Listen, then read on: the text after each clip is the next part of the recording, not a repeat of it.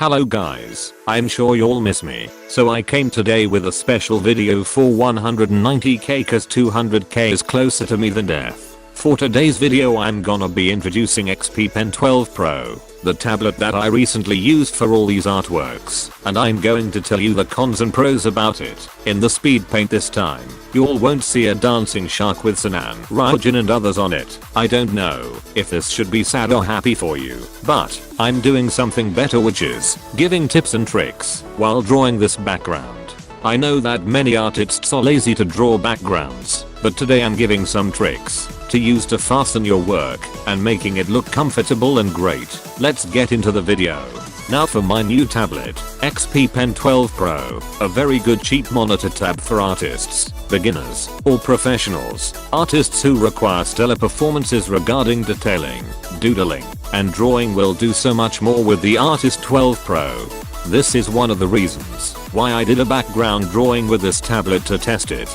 Now what's on the box? Well, before answering that, let us appreciate the cool design of the box and the drawing as well. Simple and cool designs are my thing. One of the stuff you get with the tablet is the quick guide, which you need to read it for sure so as to avoid problems. A cute thank you card, where it includes their social medias and addresses as well for better contact. Another card, but this one for the links where to download drivers. No one asked, but I'm in love with this little fox, by the way. Is it even a fox? Next we get this warranty card so as to contact them about issues. It lasts for 12 months from the date of purchase. Now why always gloves are so big, mayo? Or is it cause my hands are small? Next, this screen cleaning cloth. You can use it for your glasses cause all of us lost their cleaning cloth. Anyways, now it's time for cables. And how do we plug them? There is USB extension cable for power. Then the most important cable is this 3-in-1 cable. The included cable is a combined cable which goes from USB Type-C on the tablet to USB Type-A and HDMI on the computer. The tablet can be powered solely by the computer if your USB port can provide enough power, but if it can't, the extra red USB Type-A connector will need to be connected to another USB port on your computer, or a power outlet using the included power outlet to USB adapter.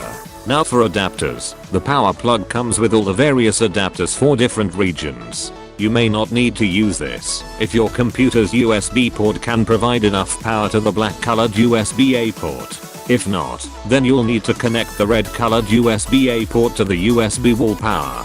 Now passing to the most important thing in the whole tablet, the pen.